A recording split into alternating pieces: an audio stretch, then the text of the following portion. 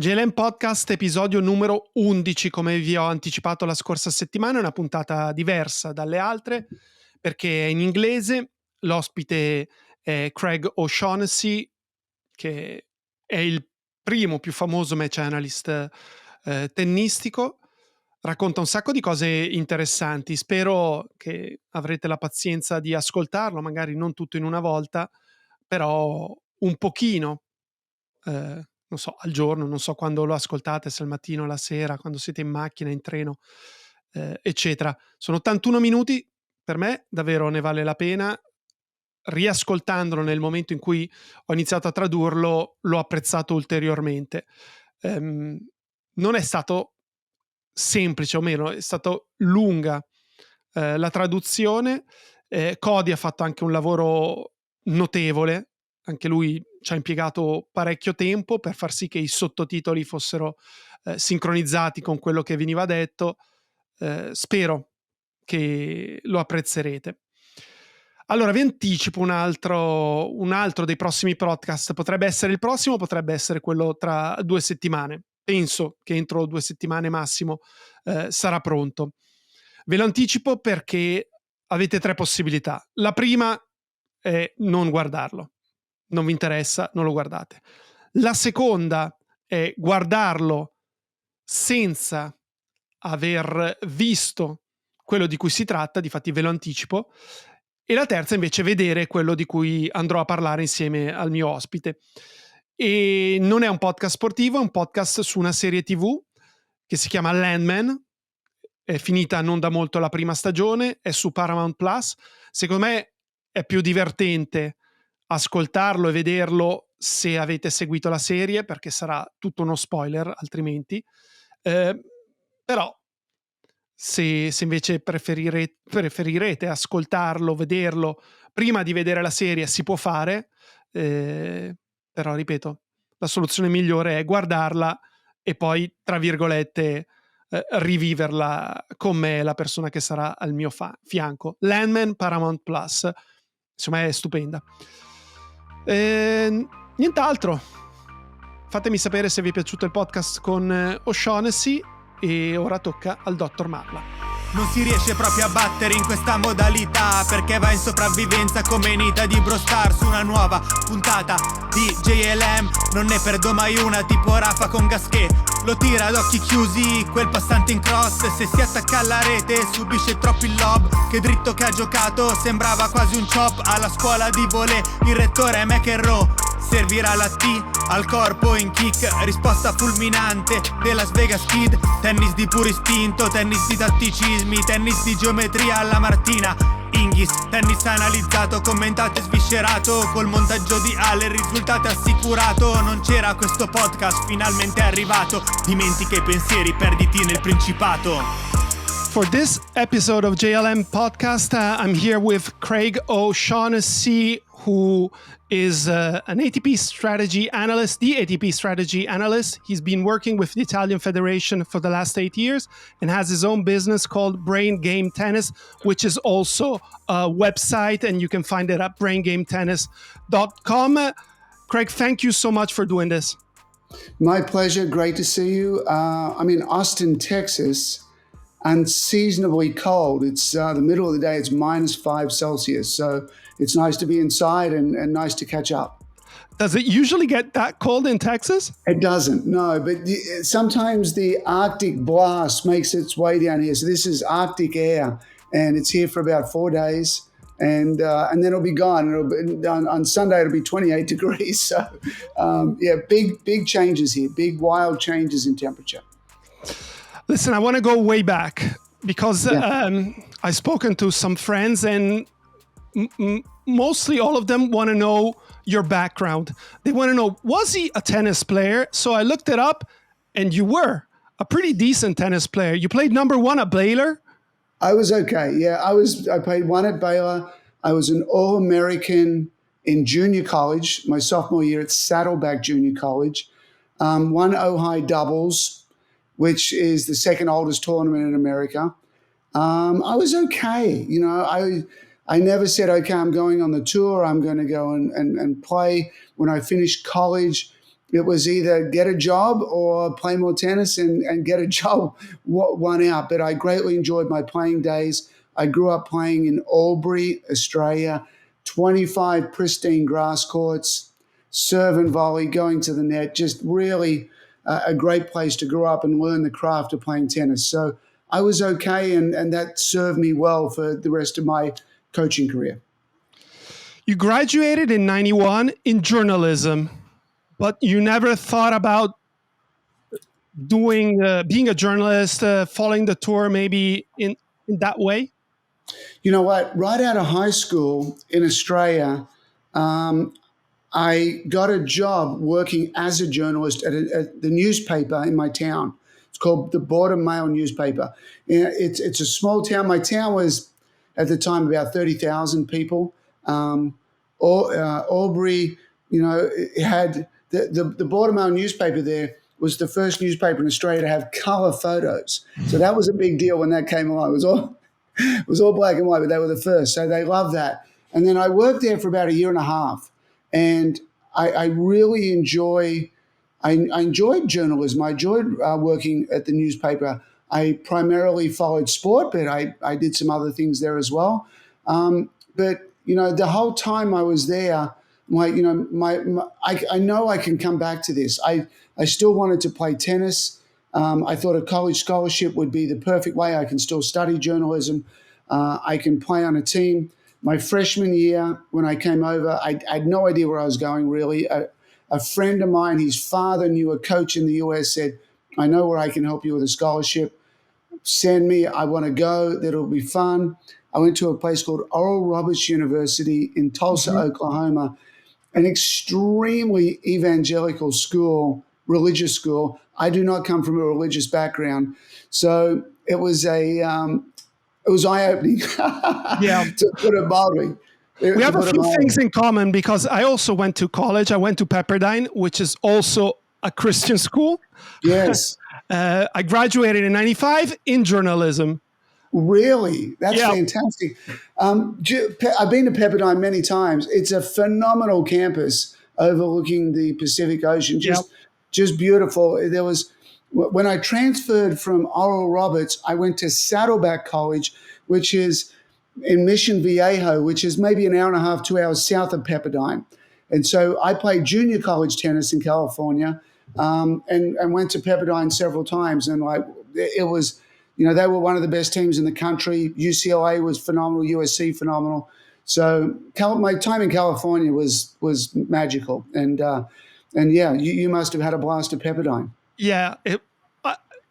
Likewise, I think it was kind of a shock getting to know people my age who had certain beliefs, they were so strictly religious. And one thing that really shocked me, no sex before marriage. I was like, really? In the 1990s, you still believe that? And how did they go about that? They would get married at 20, 21, Yeah.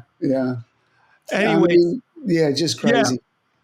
Yeah. So you graduate, and I read that in 95 you were already working with pro players. You were working with Randriantefy at the Australian Open.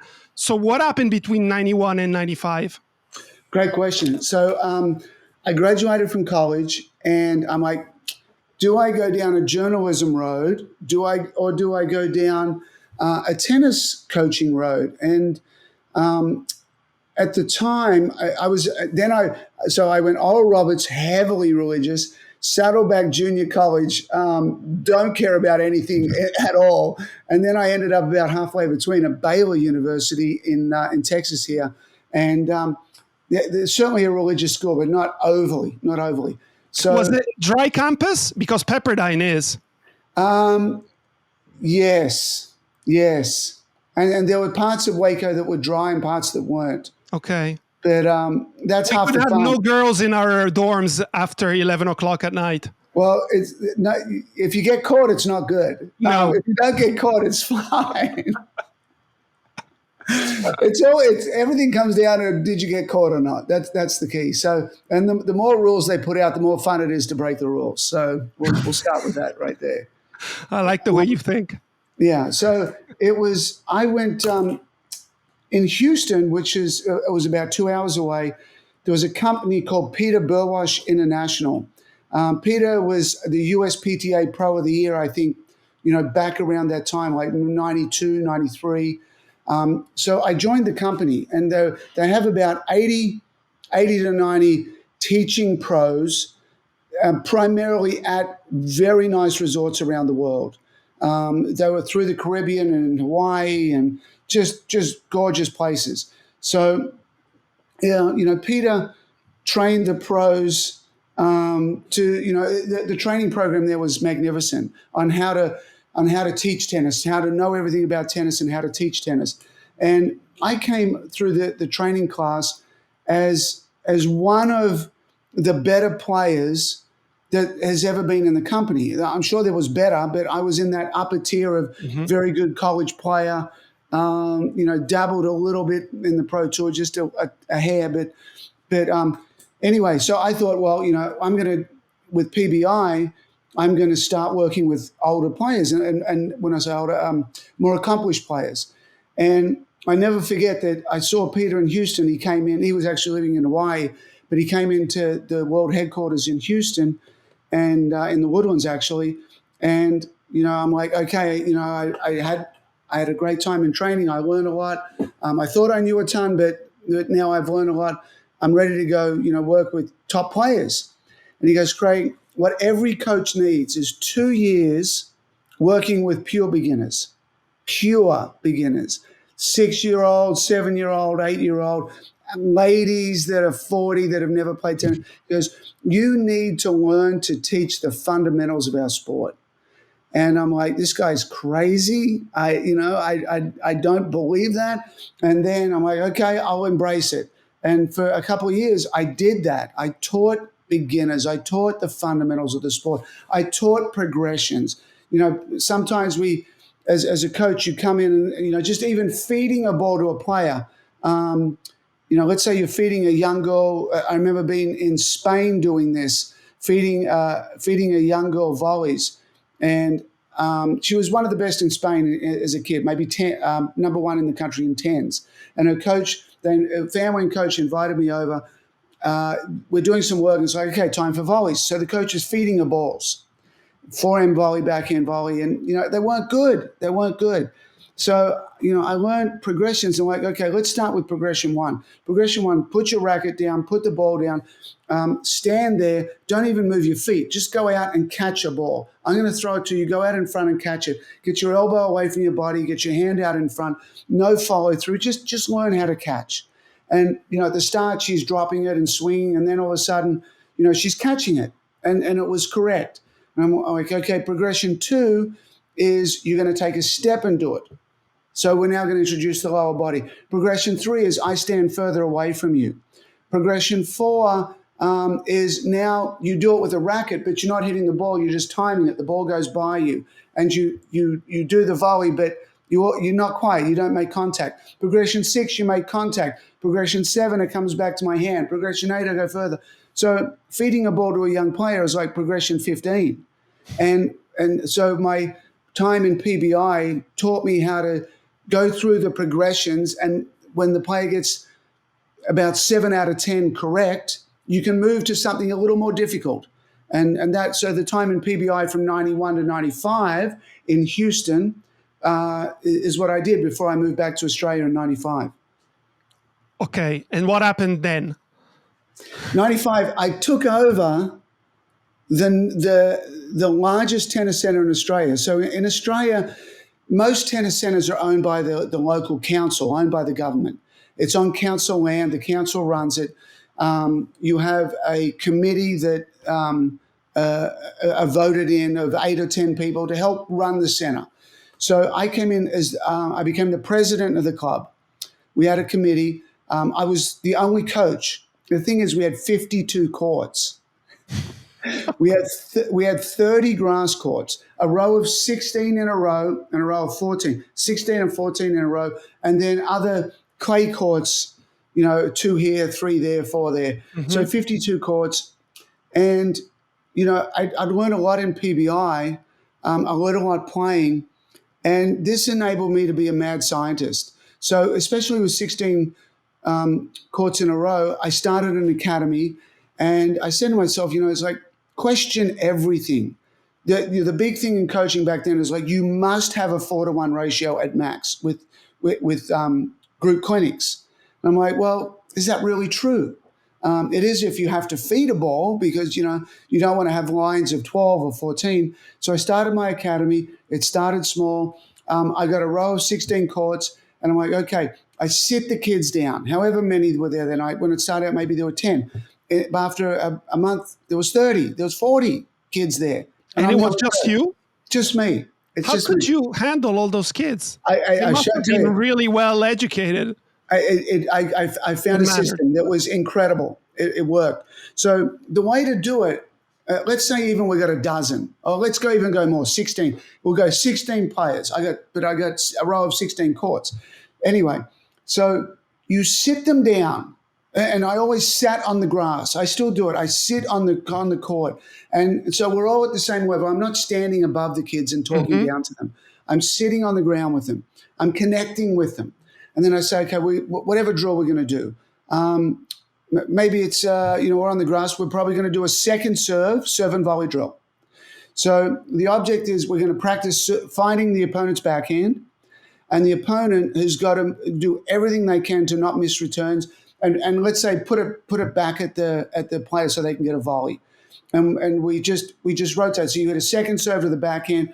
They step in and be aggressive. They make you volley, and we can play the point out from there. Okay. So I explain the drill. I explain the benefits of the drill. I'm like, on a big point, your opponent's going to serve to your backhand. If you don't have a backhand return, you have nothing in our sport. You can't break serve, because that's where those big points are going to go. You must make it. So to start with, we're going to aim right at the player. It's difficult on grass to pass off a serve. It's much easier to go back at them, go low at their feet, and then they pop it up, and then you pass on the next shot. It all makes sense. So then I've explained it. I've taken 3 or 4 minutes to explain the concept. Then I'll have 2 players. Maybe one of them's me. Maybe it's one of the better juniors. And we spend 3 or 4 minutes demonstrating the drill. I serve. I come in. I've got my first volley. I don't miss it. We have to make the second serve. We have to make the return. We have to make the first volley. And so now, after I've explained the benefits, explained why, and we've done a demo, all the kids come to the 2 big baskets of balls and take, 5 or 10 each, and they go to their court. Every kid is doing the same drill. Every kid that's serving is doing it from the same side. And so now I walk, and I rotate and walk. And if I see something really good happen on a far court, let's say we've got 8 courts going, 16 kids, I'm on court 1 and they're on court 8. I'm going to scream it out to them. Great serve and volley, great return. So all the other kids get to hear the coaching at the same time. Okay. Now, if somebody's not doing something right or messing up or, misbehaving, the first time you don't coach that from afar. You get up close to the kid and just go, hey, I see you, whatever it is. I see you messing around with a volley.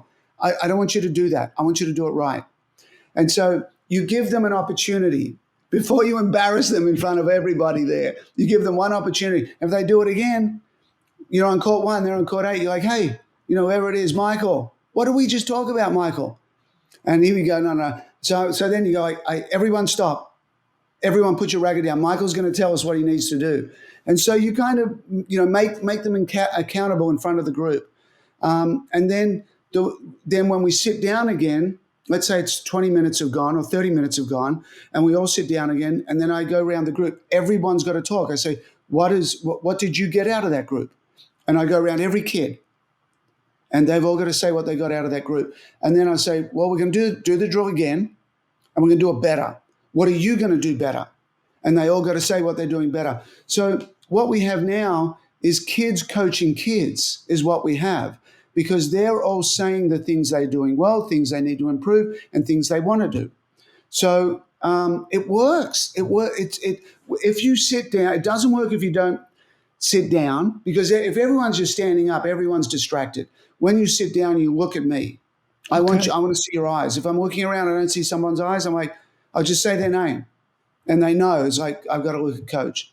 And so at the end, what I really liked about that is at the end, let's say there's 2-hour sessions over, they had to pick another player in the group that did well on that day and what they did well. So you might say, Mary had a great attitude today. Stephen did much better on his volleys than I've ever seen because he slowed down and stayed on the volley. Susan over here I've never seen her serve as well. And so they would each have to pick somebody else in the group to complement.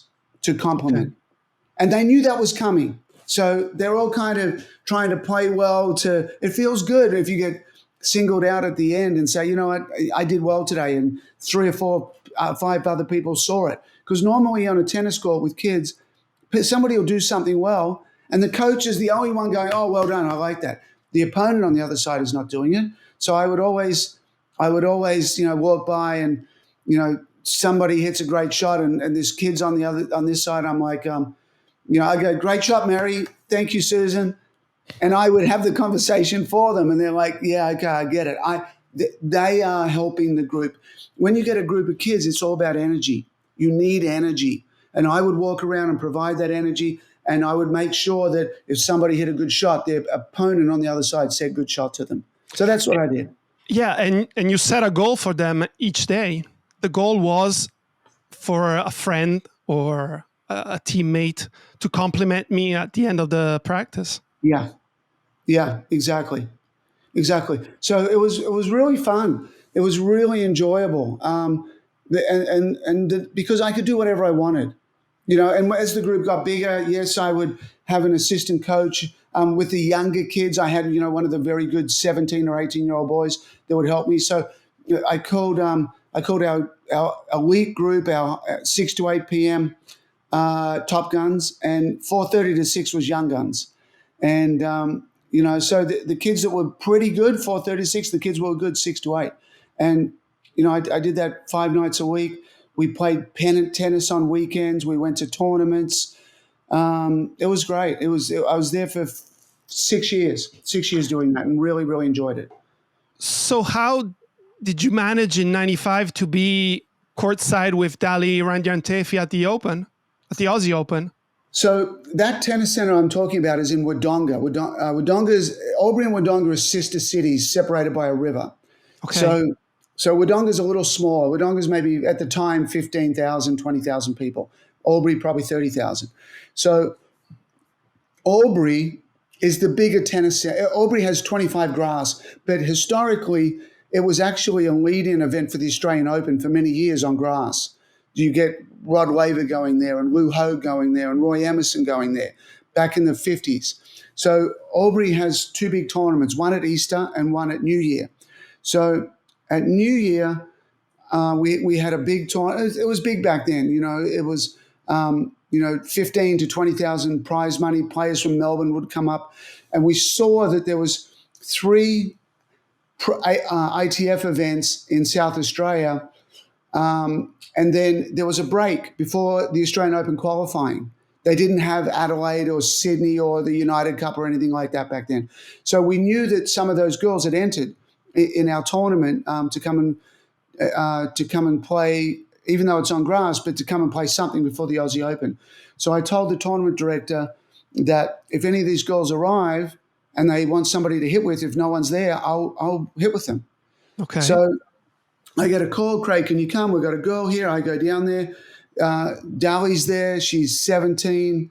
She has a Swiss chain-smoking manager that it was just a wild guy. And he's like, can you hit with her? I'm like, yeah, I can. And I don't tell them that I coach. I don't tell them that. So we're hitting, and, she hits well. So she's there just with her manager. Yeah. Dally's from Madagascar, for the people who are listening who don't know her. She's from Madagascar. So they've got the 3 tournaments in South Australia. Then they've got the Australian Open qualifying, because she was around, I don't know, around 220, something like that, 230 in the world. And, they had a week to fill in. So I remember being on the court, not coaching. I was hitting with her, and she comes to the net and volleys, and she's hitting volleys a little long. Australians, we pride ourselves on volleys, on volley technique. So she's hitting a two-hander backhand volley. And I come to the net, and she still doesn't know that I'm a coach. I'm just some guy. I could be in banking, that plays tennis. Who knows? So I tell her, I was like, I go, on grass, it's much better to hit a one-handed volley. You get your continental grip, you go a little higher, you move your other hand up, you reach better, you've got better touch, better feel. And anyone knows that's watching this that if you try and take anyone from a two-handed backhand volley to a one-handed backhand volley, there's a lot of pain involved with that. It's not easy to do. It's not easy to make that transformation. Well, she did it in an hour. She was hitting unbelievable backhand volleys. But as I'm teaching her this, the Swiss manager in French starts getting all worked up at the back of the court. It's like, who is this guy coaching my protege here? And then I think there was one other thing I told her. I forget what it was actually. But anyway, at the end of the session, I said, yes, I'm actually a coach. These are things I think will help her on grass. They're like, well, great. She did well with it. Can you hit tomorrow? So I hit for 2 or 3 days. She plays her first match. I watch her. She wins it. And on those 3 tournaments coming in, she'd only won 1 match in those 3 tournaments. So she's not coming in with a lot of confidence. So happy to get a first round win. She wins again. We hit again. She wins again. We hit again. It's New Year's. We all go out for New Year's dinner. By this time, was she asking you some questions, or? Yeah. We just hit it off. We had a great relationship. Okay. She wins the tournament. She hasn't won anything in a long time. So, and then it's, the next day it's time to go. So, we had such a great time helping her win the tournament. She's coming to the net. She's serving and volleying. She's fearless at the net. She's one of the only players I've ever been around where Rafa was the other one where if that player is down love 40, I feel like they've still got a 50-50 chance of winning the game. And Rafa was like that. They never, ever gave up, and they saw love 40 as a challenge. So anyway, she wins it, and they said, well, we want you to come to Melbourne with us. And I'm like, I've never coached at any event, any pro event. Junior tennis, yes, but not pro. I'm like, I don't even know who the players will be. And they're like, doesn't matter, you're coming. And so they said, what do you want? And I said, $500. And they're like, good, let's go. Where do I sign? Where do I sign? So we went down to the Aussie Open, and this is, at the time, it was one really interesting side note to this story is that all the good Australian juniors were training at the Australian Institute of Sport in Canberra. That was the centre for Australian development of young players. And the coaches at the time, when I moved back from remember I moved back from in 1991, 91 to 95, the message in Australian coaching was, don't worry about the other side of the net. Take care of yourself. Focus on yourself. Put the blinders on. Don't worry about them. Do what you want to do. It's not how I grew up playing tennis. I grew up in Albury as an average player, but I could figure out, I'm like, well, this guy's got a weak backhand, or this guy can't run, or this guy has no overhead. And you may look better than me on paper, your strokes may be better than me, but I can figure out your weakness and I can go at it relentlessly. And that's how I got a lot of my wins as a junior against better players, because I knew how to break them down. It was pummel their backhand, put them in the backhand cage. Then the backhand becomes overheated. Then the forehand looks over to the backhand and says, hey, backhand, you're not having a good day today. Big problem over there. Why don't I try and take over a little bit of the workload? Forehand instantly becomes overheated. The serve looks down and goes, guys, I'll try and end points early. The double faults, and then the head goes. So as soon as you can get to the head, you had them. So I was always going, what's the shortcut to the head? But it was all about the opponent. So at the Aussie Open, she won 3 rounds of qualifying because I went to the practice court, even with girls hitting 4 on a court, and I saw the weaknesses instantly on these opponents. So I said, you play this girl this way. She then is in the main draw. But at the same time, to do what you asked, she must have had a lot of weapons, because it's not that easy to tell a player, okay, you play against her this way and you play against your next opponent in another way. It's not automatic. It's not automatic. Do you remember Yvonne Goolagong? Yes. Do you remember? So very natural, very like just silky smooth, could do anything on a court. Just Dally reminded me very much of her, even though I didn't see a lot of Yvonne play. But she was so adaptable. She goes, oh, I got to do that? Fine. And she would lock in on it. So first round of main draw, she's got to play Florencia Labat.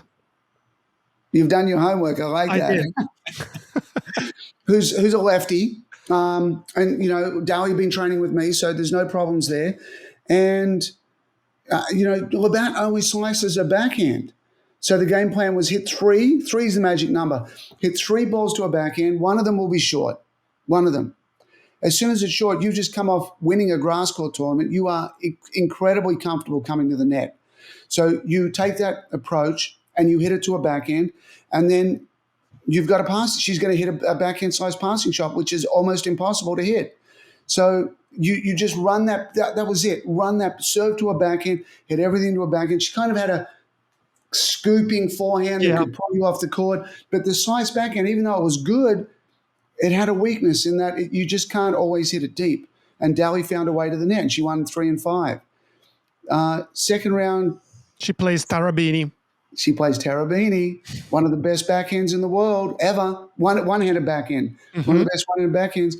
She beat Nicole Pratt, I think 1-1 or 1-2 in the previous round. Nicole's now the head of Tennis Australia for women.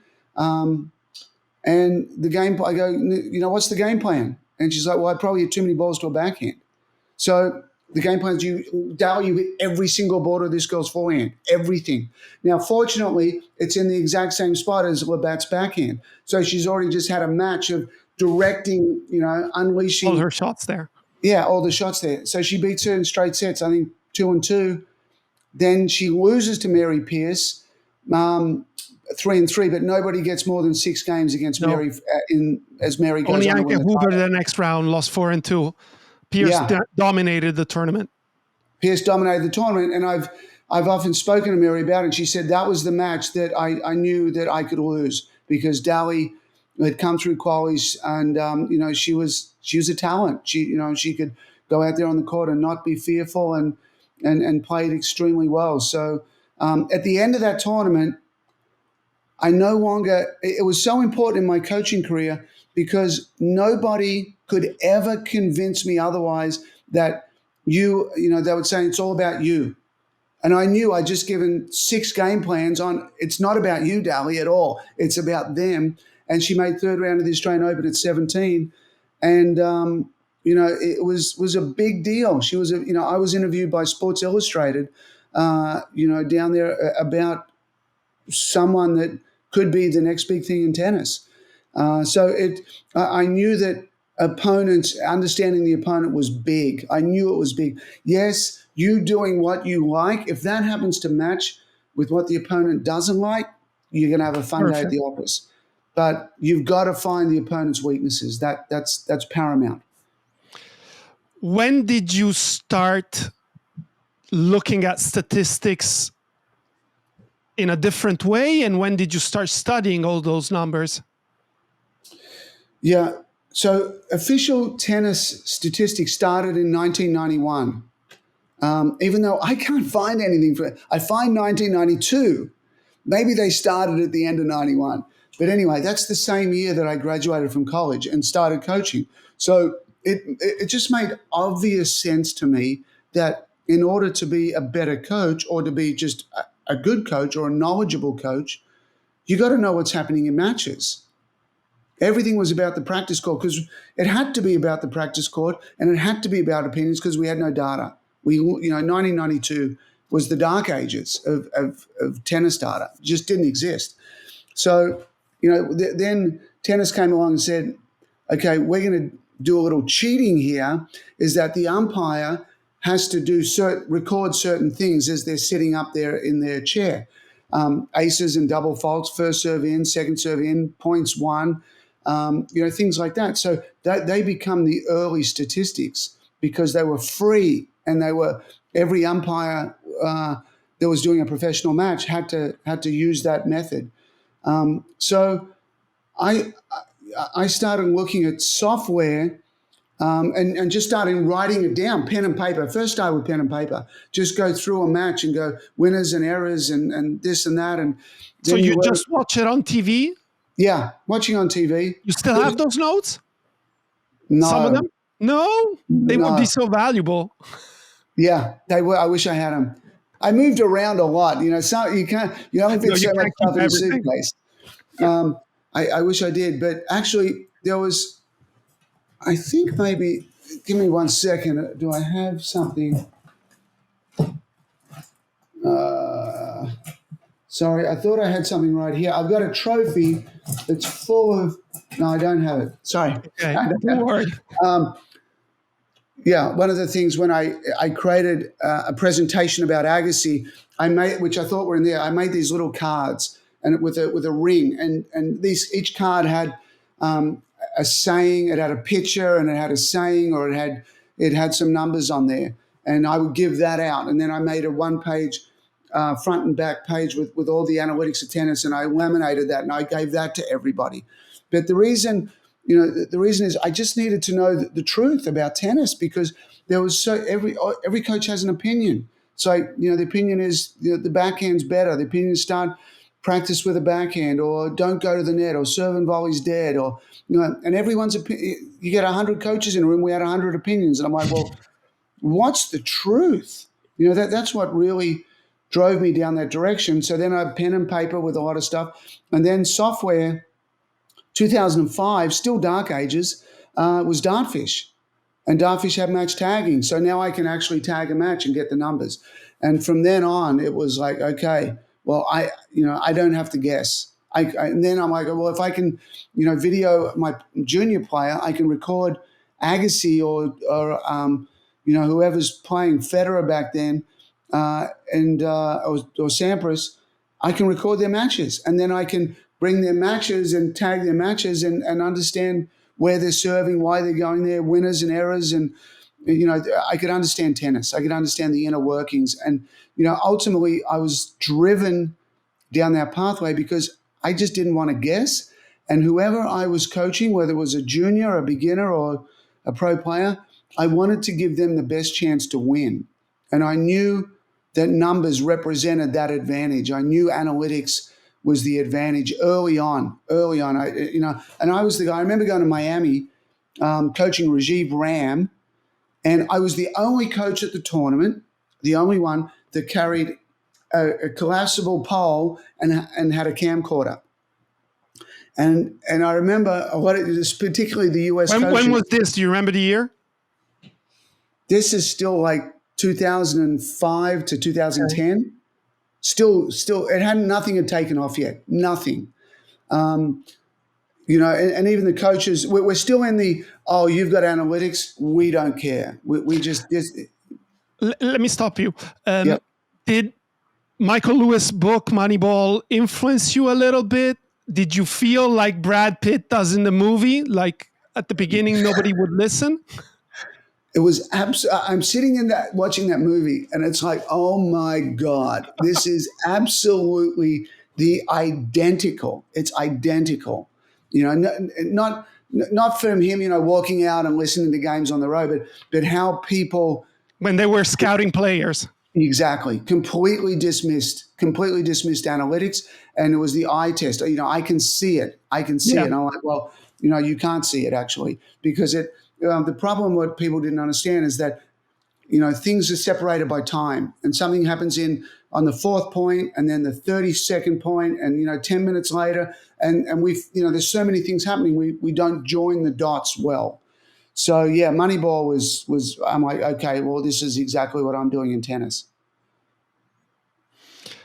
And your big finding was that shots and matches are decided in the first 4 shots, right? Yeah, that was it.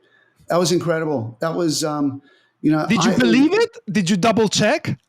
Oh yeah. It was 2005. No, excuse me, 2015. I'm at the Australian Open 2015. I sit down at my media. I'm doing coaching work. I'm doing media work. I sit down. I look at the data that IBM puts out there, and I see at the bottom something I'd never seen. Rally length 0 to 4, 5 to 8, and 9 plus. And I'm like, what in the world is this? Because, up until then, we'd never considered, we'd never even counted. No one had looked at it and said, oh, look at all these 7-shot rallies. Look at these 12-shot rallies. Look how many there are. We'd never even, say, oh, that was a forehand winner, or that was a backhand error, or that was a net point. But we never said that was a forehand winner on the 11th shot of the rally. We just never put that together, ever.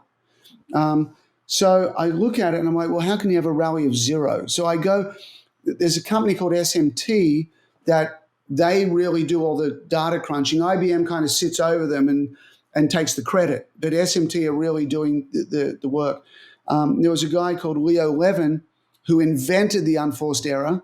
He's the guy that invented it, which I think is the worst stat. Leo's a great guy. He passed away a few years ago, but a phenomenal guy, and he did so much for tennis. But I think the unforced error is literally the worst thing that's ever happened to our sport. We can get on that later. But with the rally length, what Leo said, I was like, well, Leo, how do you have a rally length of 0? And, the heading says shots hit. So he goes, well, rally length is predicated on the ball hitting the court, not hitting the strings. I'm like, well, you got a heading called shots hit. That means it hits the racket. So then he's like, you got me, but he kind of walked away. I was like, well, he goes, whatever it is, the ball has to hit the ground. So the serve goes in, the return goes in, I hit a winner, rally length of 3, return goes in, serve goes in, return goes in. What's a double fault? A 0. Okay, no there it ball is. went in. So I reconciled with it because at least it's 2 shots for each. Either player gets 2 hits. So it's fair. It's even. And I could make it work. So then the problem is they didn't pay all the people to sit on the side of the court at all the courts to do it. They did it on most of the show courts. So I had rally length data from, I think it was about 84 matches out of 127. So it also... So just the men's matches? Sorry? Just the men's matches? I did women's as well. I did women's, men's and women's.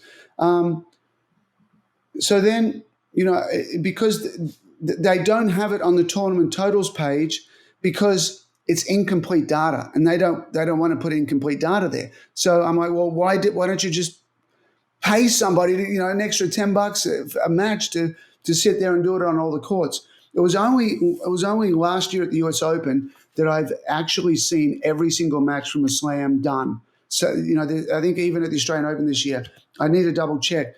Yeah, no, I do remember. Even at the Australian Open this year, there's still some matches where they don't record rally length, which is criminal.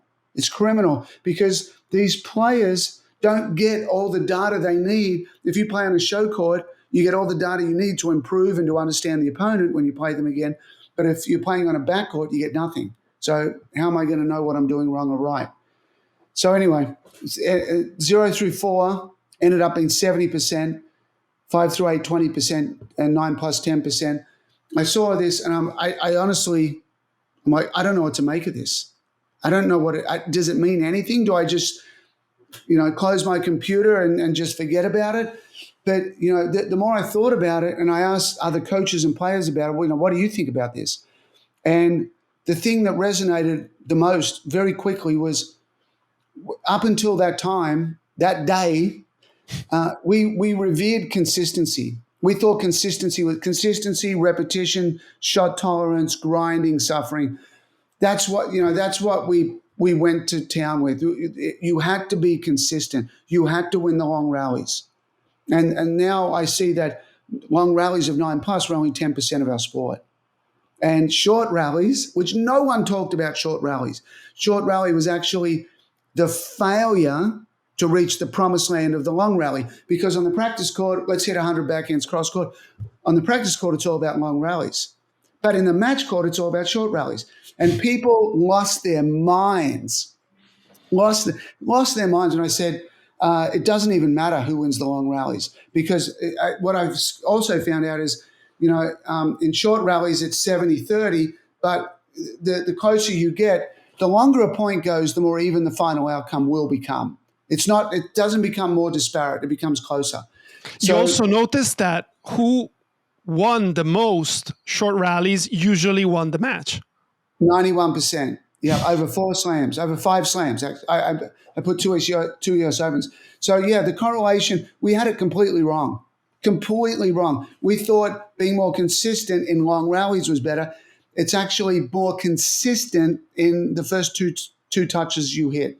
Make your serve +1. Make your return +1. Survive the first 4 shots. So you're on attack with your first serve and your second serve return, and you're on defense with your second serve and your first serve return. And that was completely opposite. So for a few years, I had a lot of fun telling people this and bringing this and creating courses about this and seeing people lose their mind about it. It was enjoyable. So in 2015, you're with Dustin Brown, who faces Rafael Nadal at Wimbledon. What was the one thing you told him, or maybe it was probably more than one, that allowed him to win that match?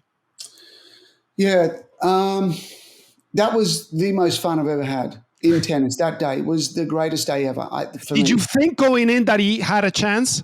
Yeah. In my head, he was the favorite. In my head. He was. I know that's crazy. But we did our homework. Like with all the work I do for the ATP, I knew Rafa. I'm saying this in many ways. It's true. I knew Rafa better than Rafa knew Rafa. I studied him. This is 2015. He'd been around for a while. He's a god of our sport. I knew where he was going to go. I knew when he changed things up. The thing with Rafa is he's actually easy to coach against because he hardly varies anything. He just goes, this works, and I'm going to shove it down your throat until such time it doesn't work. And then I might change something up. But he's not like Novak or Roger, which will tinker around with other things. He's just like, I'm coming at you with this. So, I'll give you an example. He just loves serving down the tee in the juice court. He does so well with it against Roger. And, Dustin has the tools to completely dismantle that. So what we had Dustin do is instead of standing where most right-handers stand with the right foot on the extended singles line, mm-hmm. he put his right foot further into the court than where his left foot would normally be. So we just moved him way over. So now when Rafa served down the tee, Dustin could move directly forward to the ball. We're opening up out wide, but Rafa hates to serve over there. He doesn't want to do it. So we're taking away what he wants to do. We're giving him what he doesn't want to do. And I'm like, even if he serves over there, you, Dustin, just go over and use your slice forehand and bunt it back in the court. But what we want to do is he thinks you're going to go down the middle. He's going to serve down the middle. He thinks you're going to go to his backhand, which he's unbelievably good at running around that immediately and hitting a serve +1 forehand. So I'm like, you're going to go to position D, which is straight down the line.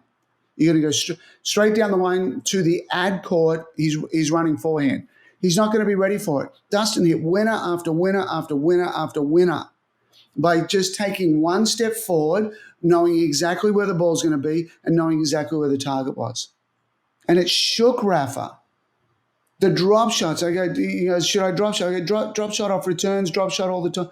Just drag him off the baseline. It was at the end of the point, the best thing is you're at net. The second best thing is he's at net. And the third best thing is you're both at net. And so there were other things. Yes. There were several other things. But Rafa never adjusted. Rafa should have served and volleyed to take the net away from Dustin. Dustin was returning and volleying and winning points. So if Rafa had served and volleyed, he would have beaten him there. And even if Rafa had served and volleyed, Rafa could have won that match. Plus, if you're telling me that he was bunting the return on the deuce side, if he serves and volley, he would have forced Dustin to hit his forehand and not just hit a slice return.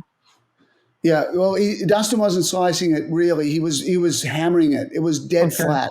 The backswing was about this long. but it was boom. No, but with his forehand. Oh, with a forehand, sorry. Yes, exactly. So in the deuce court, if Rafa serves and volleys out wide, he's going to win a ton of points because Dustin always got as a chip. Exactly. But that is a great point. Yeah, but Rafa didn't make the adjustments. Now, it's not because Uncle Tony didn't tell him. So I'm in the first set of that match. I was working for the Wimbledon channel, so I'm commentating up in the booth up top. But I'm commentating because I know that no one that's listening can get the information to the coach's box on center court. So I'm telling them, they're like, yes, and here we are in the Wimbledon channel. Welcome back. I've got Craig. Craig, you did the game plan for Dustin Brown. Tell us what it is. So I just laid it all out there. I'm like, okay, it's 30-all. I go, Rafa's going to serve down the tee. First serve's going to go down the tee. Dustin's going to step straight into it, and he's going to hit a winner straight down the line. And it happens. And it actually happens. And the guy's like, oh, my God, how did you know that was going to happen? I'm like, well, we know. We know what Rafa's going to do, and we know our plan. Then the second, third, and fourth sets, I went down to the coach's box and joined the rest of the team. So it kind of goes at an angle. I'm in the box right behind the court, and Uncle Tony and all there are the ones right next to us, but at a little bit of an angle. But Rafa would constantly back himself up when he was playing on this end. He would back up, so he's still facing the court, right? He'd back up into that corner and get the towel and stand there and just listen to Uncle Tony. I don't speak Spanish, but there was a lot of different words. It's not like here's my recipe for empanadas. He's Uncle Tony's all the time, just going at it. And, so anyway, that was another interesting part as well. To see that firsthand, the coaching that was going on in that match was pretty incredible. Did Dustin winning that match change how people perceived you, or not yet? I think so. I got it's crazy to say, but I think I got more interview requests than Dustin did. What were they calling you back then? Well, the genius mathematician? Analyst, I think is what it was. But I was working for the Wimbledon channel. But during that period of time, I was also I'd worked for the ATP. I was working for the ATP as well. I was involved in journalism, so I knew. You walk into the press room and people knew that I was working with Dustin, and people are like, he's going to get smashed. Rafa's going to kill him. And I'm like, no, he's not. No, he's not. And most times whoever's Dustin does get smashed. Most times they do. But I went out on a limb at the start and said, Dustin's going to win this match. And he did. And so everyone's like, oh my goodness, how did he know that? And so, it was, there was a lot of interviews, a lot of discussion. So right after it, I've got to go now back. I've got to put my work hat back on, and I go back to the set of Live at Wimbledon. And Mats Wilander was there. So Mats was part of it, and Annabelle Croft. So Annabelle and Mats are in the box, and I come back in, and they're like, Craig, welcome back. What an incredible match. And so they interviewed me about, what was the game plan? What did it work? And we watched video and we watched certain points. And Mats, it was interesting with Mats because, he comes from, Mats is the absolute polar opposite of Dustin Brown. He's going to stay back and he's going to hit the ball down the middle of the court. If you watch some of those Roland Garros finals, that he and Vilas, they never went for a shot. No. They're just happy to roll it in the middle of the court. So it was really interesting to navigate the conversation and, where Mats is like, this was a great one-off. He'll never do anything like this again, kind of stuff like that. And I'm like, well, and he got lucky. I'm like, well, Mats, he didn't get lucky. This was planned. Everything that, then there'd be a footage of a point that would come on. I'm like, well, we planned that looks like luck, right? But we planned that. We knew Rafa serving there. We knew we were hitting it there. That was that was premeditated murder right there out on centre court at Wimbledon. So that was a fun conversation to have with Mats as well. Did he believe you or not too much? He once I outlined the plan and he saw it, yes, he certainly believed more. Because to the average person, Dustin had no chance. And the way Dustin played was crazy. I called it organized chaos. We finally got Dustin's chaos organized in a way because, we had 2 days to prepare for that match, to get everything right in Dustin's head. So we just, he got it clear in his head. He started loose. He started relaxed. I think he got a lot of confidence from having a game plan, from not just doing anything. Like Dustin could have easily done the right thing 3 or 4 times and then forgotten about it for the rest of the match and lost. But the fact that I'm like, you do this, and the coach's box is like, yes, that's a good thing. It was a constant reminder. Yeah, constant reminder. So, it was so much fun. So much fun. Okay. At the end of 2017, Novak Djokovic approaches you. You start working with him. Who approached who? I was at Indian Wells having a meeting with PlaySight. PlaySight had just started with the kind of the kiosk on the side of the court where it would make noises, but it would evaluate your play live. And Gordon Ewing was in that meeting, who is an investor in PlaySight. Novak is an investor in PlaySight. And the meeting was about how do we infuse my patterns of play into the PlaySight kiosk so that not only is somebody getting data out of it, but they're getting strategy, they're learning patterns of play. They're learning the depth or the ball landing here, or, at the end of it, it'll say you hit 2 runaround forehands in an hour. Did you know that Rafael Nadal hits 72% of his forehands as a runaround? So it's that I was trying to see if we could bring together. And so the more I talked about patterns of play that Gordon hadn't heard of, he liked it. And, he goes, well, Craig, have you ever talked to Novak about this? I'm like, I have not. I don't know Novak. I've been around the tour, but I've never actually introduced him. He's like, well, are you going to Europe soon? I'm like, yes. As a matter of fact, I'm going to Monte Carlo for the tournament. I'm going to cover it for my website and just to go to the tournament. I hadn't been there. So he goes, I'm going to put you in touch with Marian Vita, Novak's coach, and you guys can have a meeting. So he put an email out, put us both on. I met with Marian.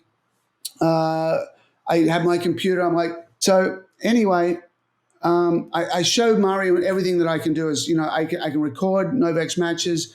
I can do technique work with you as well. I can put 20 matches together. I can put a clay court season together. I can do information on opponents. He goes, wow, I didn't know we could do all this. So he's like, yeah, let me talk to Novak, and it looks good. I like it. So and things go how they normally do, which is you don't hear from them for a while. So, I stay in touch with Marian. Hey, I'd love to work with you guys. I see him again at the US Open. He gets reminded, I show him a little bit more, and, conversations are going well, but when I don't see him, he's busy, and, it gets to the end of the year, and I'm like, okay, I'm going to put this proposal, I just beefed it up. I made it like a 10-page proposal. Like, here it is. I'm looking to work with players at the start of the year. It's December. If you guys want in, now's the time to do it. And his agent emailed back and said, can we do a 3-month trial? And I'm like, yes, yes, we can do a 3-month trial. So I met with Novak in 2017 at the Australian Open for the first time. Marian's sitting there. Marian introduced us and goes, here's the conversations I've had with Craig. Here's what he can do. And, had some small talk with Novak. And then, I say this quite often, I could have easily screwed that meeting up by talking about, hey, Novak, by the way, here's all the things that I do, and here's all the things I can do for you, and just gone on a roll with all that. I could have talked for an hour on that. But I asked the right question and said, Novak, how best can I help you? What can I do for you? And he already had it in his head. I'm like, thank goodness. So he's like, the first thing is, I want you to make me a better player. I want you to use the video and the analytics to find things I'm doing on the court that aren't quite right. Show me where I can make better decisions. Show me better patterns. Show me the right time to go down the line and the wrong time to go down the line. Show me when I should hit a runaround forehand or a regular forehand. I know I can get better. And you're the best guy to help me with, because I was the only guy using video and analytics at the time. Secondly, he goes, I want to report on every opponent. There's a lot of guys I play throughout the year I've never played before. Please put video. Show me their serve. Show me where they break down. Show me what to expect. Show me the analytics. And lastly, he goes, there's these two guys that I tend to run into on a Sunday that we need to know more about them than they know about us. So we need to keep our finger on the pulse of those two guys, which is, of course, Djokovic and Nadal. So yeah, exactly. So, it started badly. He lost to Esterman. He just, at the end of the year, he didn't play great. He lost to Andy Murray in the ATP Tour Finals at the O2. I was there. He dropped to number 2 in the world. The start of 2017 was okay, nothing great. The end of 2017, he was off for 6 months. Start of 2018, he was terrible for 6 months, and then won Wimbledon. And then he went from 22 to 1 in the world at the end of in the last, I think, 10 weeks of the season. So which was the first tournament you were with him? Do you remember? Aussie Open 2017. Aussie Open 2017. Yeah. Okay. In 2019, he plays Nadal in the final.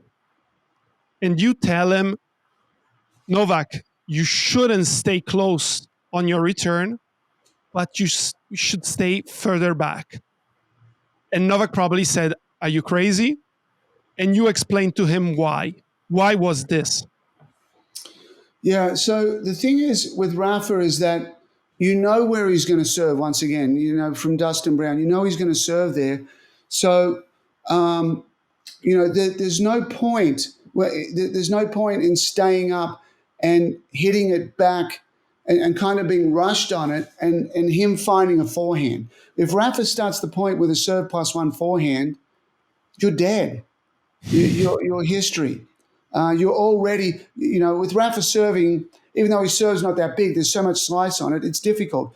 So, if you just buy yourself a little bit of time and make it a little bit easier, you can find his serve +1 backhand.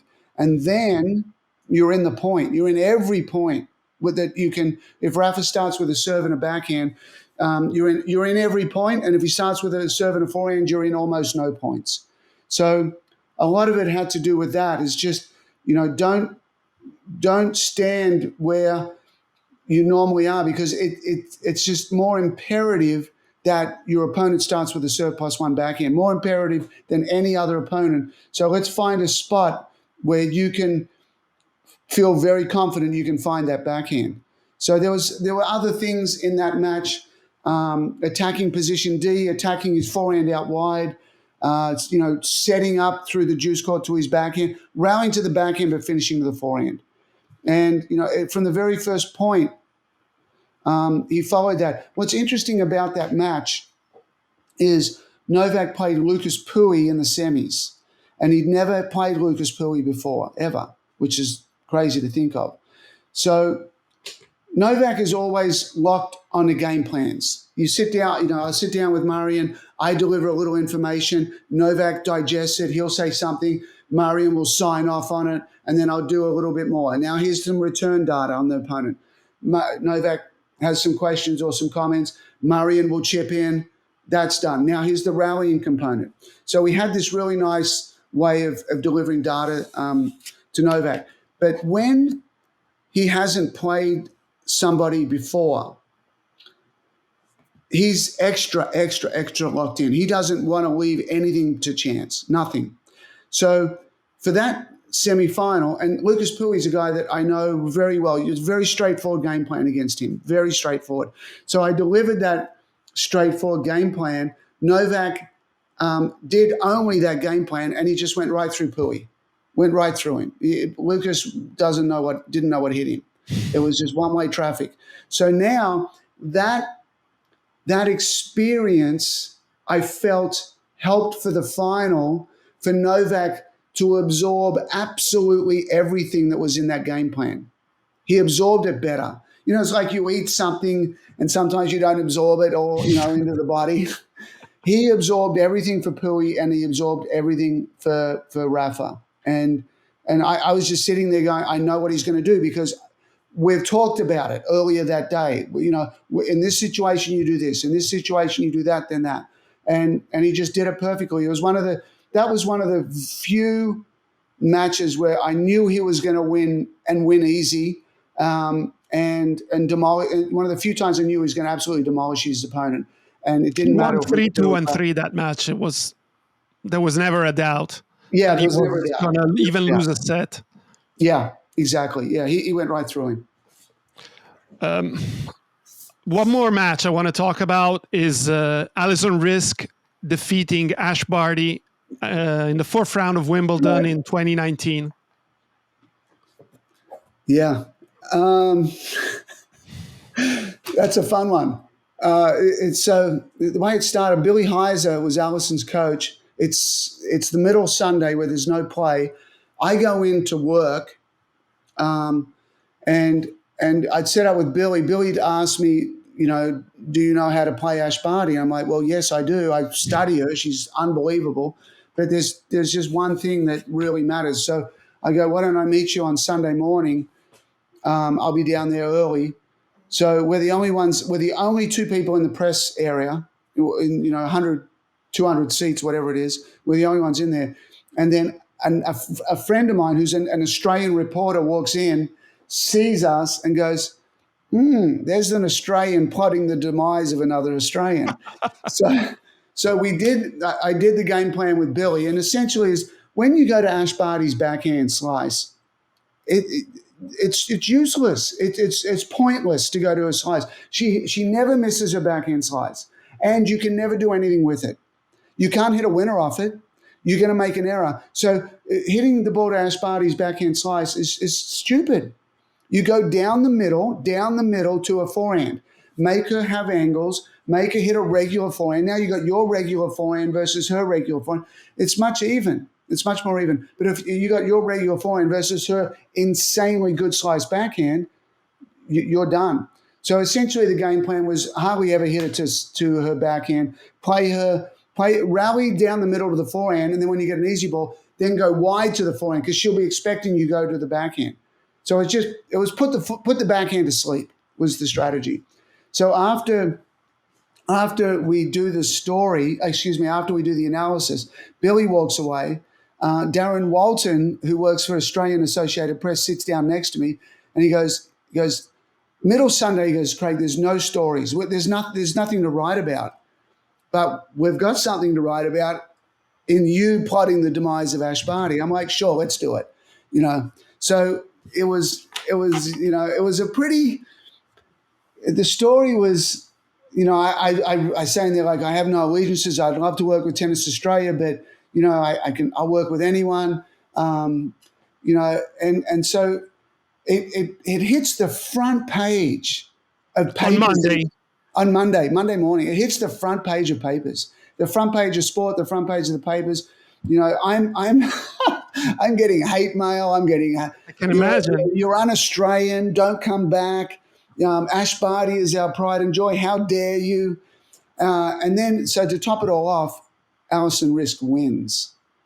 She follows the game plan perfectly and wins. And so for a week, I'm public enemy number one in Australia. So was Ash pissed with you? I never talked to her. It's a good question. I never talked to her. I know her agent really well, and I'm sure she wasn't happy with me. But it's your work. What's that? It's your work. It's my work, exactly. I listen, and Tennis Australia have had plenty of opportunities to say, "Hey, we'd like to do this." I do work with the coaching side of Tennis Australia, but not the or the coach development side, but not players working on tour. So, yeah, there's so many coaches out there from certain countries working with players from other countries, and it's just the nature of the beast. So I was totally fine with it. And I'm sure Ash would have been too. I have a few more questions. When did you start working exactly with the Italian Federation, and how did that start? I spoke at the PTR conference, Professional Tennis Registry Conference. It's a good question. It's at least 8 years ago, at least 8, maybe 9, possibly 10. I think it was around 2015, actually. It could be 10. And when was this? This was in Hilton Head in South Carolina. Yeah. So there was a gentleman from Italy, Donato Campagnoli, was there at the conference. And I spoke about patterns of play and run around forehands, whatever I was talking about. And after, at that time, I was delivering to the USPTA and to the PTR these presentations that on patterns of play that they'd never seen. Coaches had never seen this information. This is even before 2017, which was now everything gets blown out of the water with rally length. So doing these presentations, they were extremely popular at these conventions because no one was teaching strategy. No one knew strategy. No one had data on strategy. So Donato invited me to come to Italy to speak to the federation, to speak to coaches. And it just, working with Michelangelo Della has been amazing. He's everything. He is everything to Italian tennis. He's the king. So the relationship has grown throughout the years. I've worked with players. I worked very closely with Vincenzo Senapadre when he had Matteo Berrettini going from 80 to 8 in a year. And Umberto Riana and Tatiana Garbin. It's been a pleasure, as well as so many other coaches. So I've greatly enjoyed it. It's a blast. The Italians have embraced the analytics incredibly, and I've embraced them. I can't wait to get back there and spend time in. When I go for the May trip, it's in Rome, and when I go for the November trip, it's in Torino.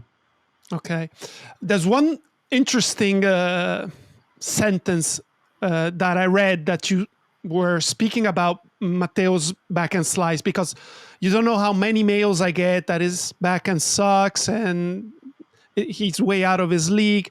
And you said, I really like his backhand slice. It neutralizes the opponent's backhand really well.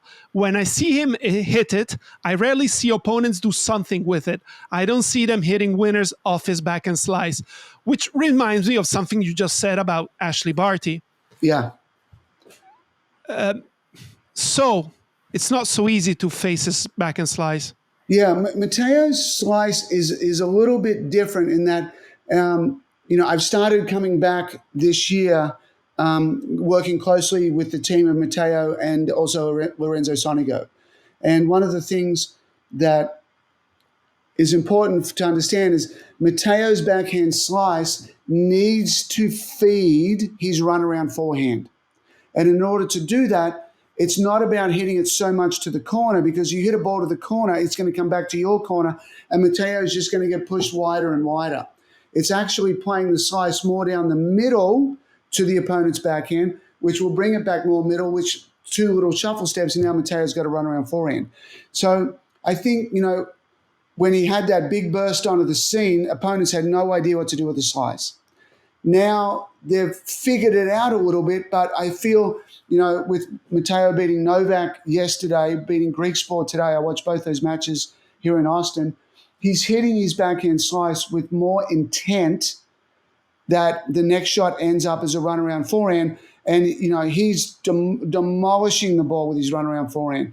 And his backhand looks so much better. He's hitting his backhand better. The slice now has a really good purpose, and the runaround forehand is the star of the show. So I think he's coming back to a place where his backhand will be even better than it has been.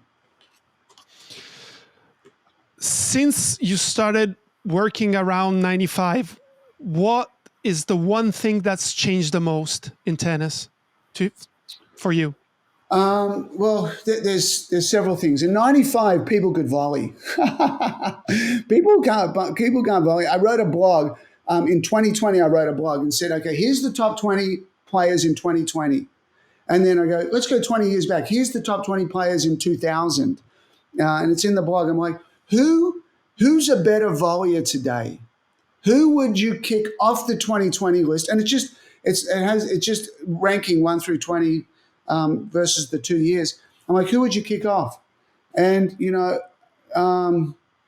only one would probably be Federer.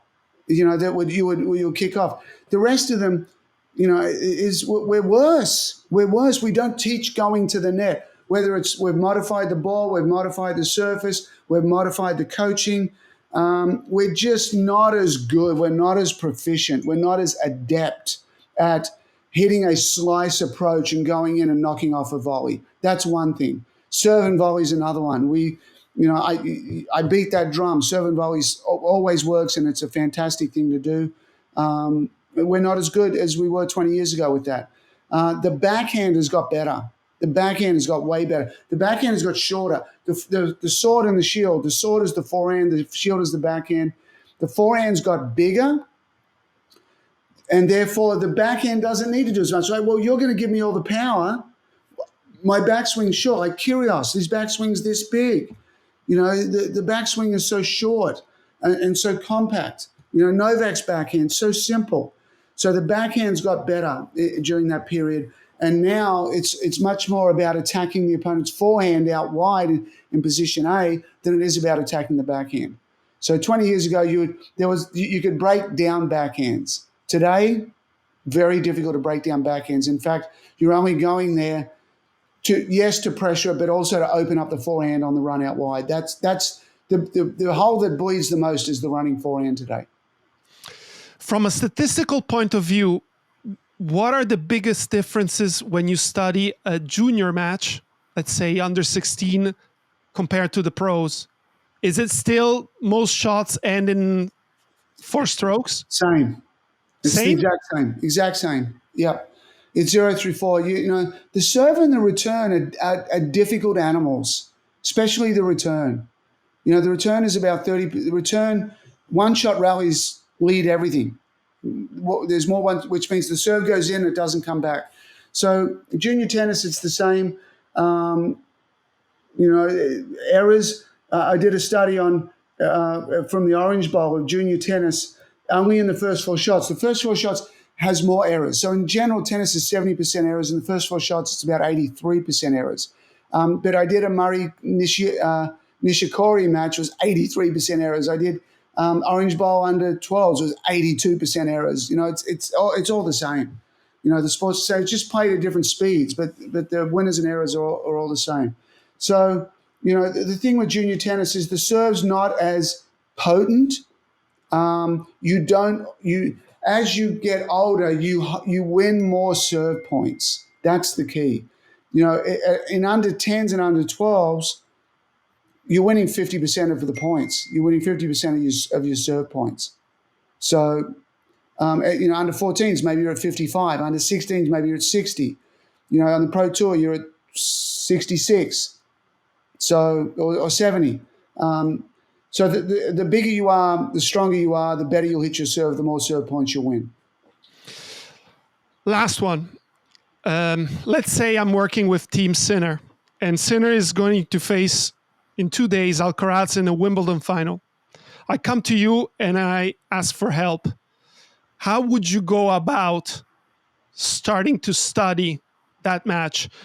How much would their past encounters come into account? Yeah. And how much would their previous grass court matches, not one against each other, just the ones that they've played in that tournament and in past tournaments? So I put a lot of, and I've done this before. This is with different players, but in a Grand Slam final. So there's a few things you want to know. One is, I'll put it this way. When I was working with Murray and Vita, and Novak had to play Del Potro in the 2018 US Open final. So what we do is we find a match, and about 80 to 90% of our information we're going to deliver to Novak is derived from that match. And then we'll find 10 to 20% of supporting data. So sometimes that match is what that player played against the opponent in the semi. Mm-hmm. Sometimes it's your two players playing a month ago. For the final of the US Open, we went back to Indian Wells where they played. And I think in the round before, it was against Nishikori and Cilic. Nishikori beat Cilic, I think, in the quarter to go into the semis, and Novak played, I think, Nishikori in the semis. So we just used Nishikori versus Cilic from the quarter. We just used that match as our main match. So it doesn't have. It could be two other players. It could be you playing against that same person. But anyway, the thing that I'm going to look at a lot is what is the form in that tournament? Is the player going up or down? How are they doing? I'll go back and watch every match, every point, and study the analytics. If it's a Wimbledon final, I'm going to go back through the 6 matches of both players and study it. So I did that when Rafa played Novak in 2019 in the Australian Open final. So I was actually part of the press as well there, writing about how Rafa's killing everyone and doing so good. And the press had basically written him in that he was going to win the final. Mm-hmm. He was playing so well. I went back, and all I want to look at is points lost. I look at points lost by the player. That's everything. I don't care if I see a 0.1 from them. That's a bonus. I just want to see how they lose a point, because once I know how they lose points regularly, there's your match. So I went back and I looked at all these points Rafa's losing, and he's not playing great. They're bad mistakes. So I remember sitting down with Marion and for the final, and Marion's like, Craig, Rafa's playing well. I don't know about this. Rafa's playing well. And I'm like, Marion, don't worry. I've unlocked him. He goes, you've unlocked him? You've unlocked him? You've got him? You know how to beat him? I'm like, don't worry. I've got it. He goes, you make me happy. You make me so happy, Craig. So I go, Marion, in 15 minutes, you're going to know exactly how to beat Rafa. So I show all these points that Rafa's playing. He's like, well, that wasn't a good error. And that was a bad error. And that was halfway up the net. And that was late. And that was jammed. And I'm like, I go, it's the media that's made him out to be Goliath, not anyone else. And so then I show him the game plan. I'm like, this is what we're going to do. And we still put the finishing touches of it together. But seeing the player making a bunch of errors in the previous few days is how you go about it. Then you'll go back and say, okay, when was the last time they played? I'll look at that as well. What patterns did the opponent try? Where did they serve? I'll look at that as well. But you put a lot of emphasis in what just happened in the last round. A lot of emphasis. Not everything, but a lot. One very last thing. What I've come to believe in the last 10 years, not when I was playing, I wish I would have thought this, and let me know if you think it's true. When there's a big point, I want to do what I do well and not try something weird. Like I remember in college, our coach would say, it's break point for us, take a chance. But if not, I'm not someone who, first of all, returns well. Secondly, who doesn't like to take risk off of his first shot. Why should I do something different on such a big point? If it's Dustin Brown, who has a beautiful backhand return, then it's okay. But if it's even Rafa is not going to go for a backhand winning return most of the time, especially on break point. The bigger the point, the less risk you want to take. So there's 2 balls in the air here. One is do what you know you can do. Run a pattern of play that you know you can put the ball in the court. Don't hit drop shots. Don't hit winners. When break points happens, it's hardly ever the returner hitting winners that wins the point. It's not, and it's hardly ever the server doing an unforced error. It's not. It's the returner's got to do something and lean on them, but missing is not one of them. So you've got to find something that you know you can do, but you've also got to do it well. You've got to find your favorite pattern to play and lean on the opponent with it to make them miss. Your number one job on a big point is to make the opponent miss, running a pattern of play you feel comfortable with. Craig, thank you so much for doing this. It was a pleasure. My pleasure. Great to talk to you. And I look forward to meeting in person in May. Will you be in Rome in May? I might be. I'll come looking for you. Please do. Please do. I love that. Thanks again. Siamo quasi in fondo. È il momento di Vita di Opocaj. Ne ho combinate diverse in questa settimana, quindi sarà, credo, un po' più lunga del solito. Vediamo. Allora, la prima. Lunedì scorso, quindi 3 giorni fa, avevo fatto insieme a Vale una piramide. In questo caso però avevamo invertito le parti. Era lei a farla me. L'argomento era episodi in cui mi ha visto sbroccare. Oppure non era presente ma ne aveva sentito parlare. Era, secondo me, divertente. Forse non ci facevo una gran figura, però avrei lasciato giudicare a voi. Qual è il problema? 40 minuti di piramide, c'è il video, ma non so per quale motivo non funziona l'audio. Quindi per vostra fortuna o mia fortuna e vostra sfortuna non avrete mai la possibilità di sentire tutte le mie varie sbroccate accadute nel corso degli anni. Ce n'era una che risaliva a quando Vale aveva 6 anni addirittura.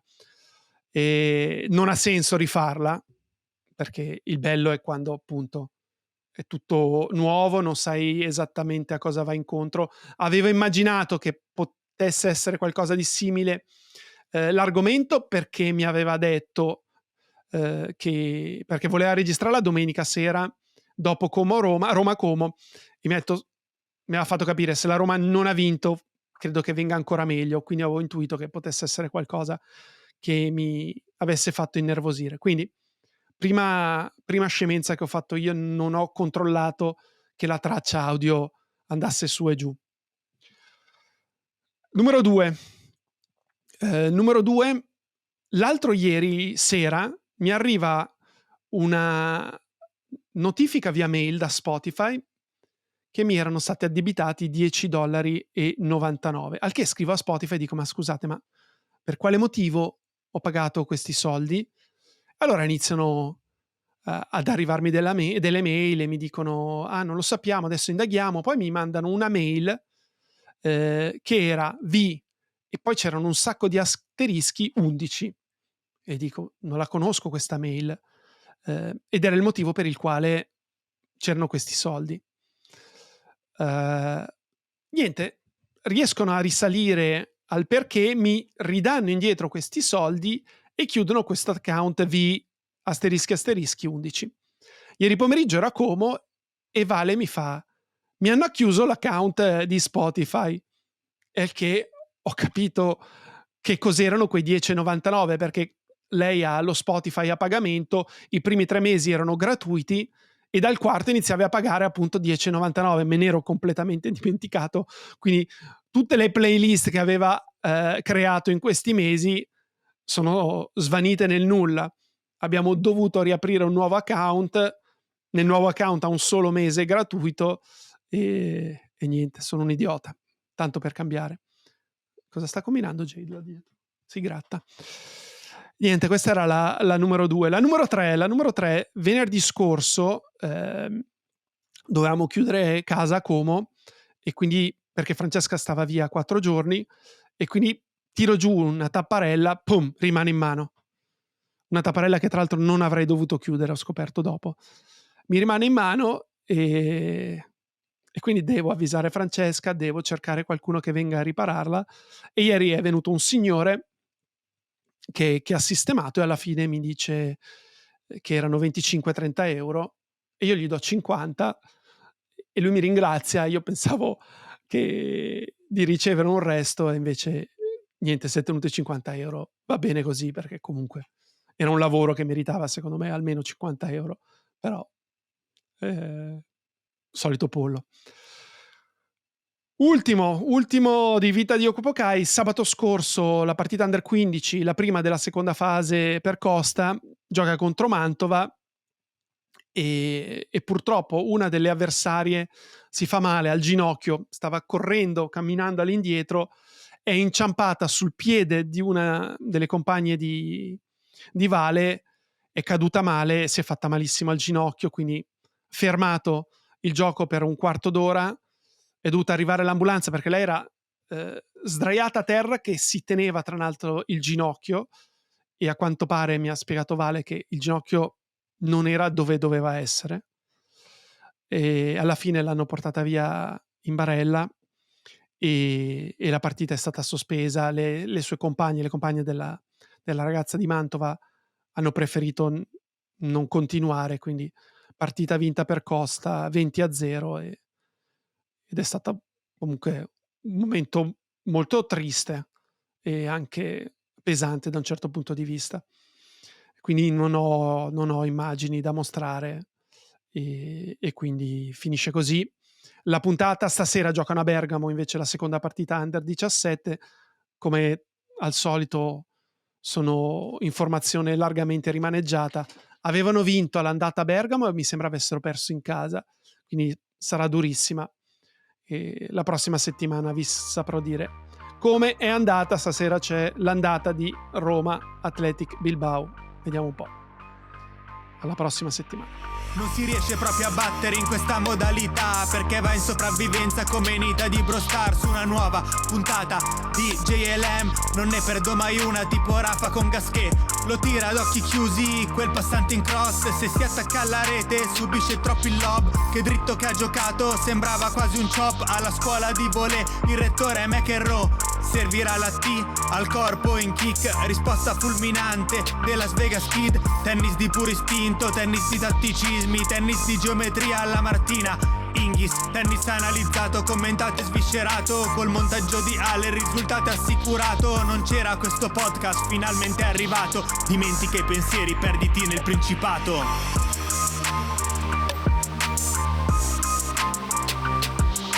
Dimentica i pensieri, perditi nel Principato. Dimentica i pensieri, perditi nel Principato. Lo Monaco.